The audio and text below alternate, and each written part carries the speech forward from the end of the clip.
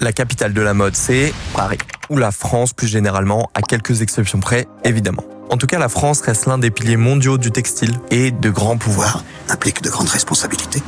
Le textile français se bat pour s'inscrire en accord avec les enjeux actuels.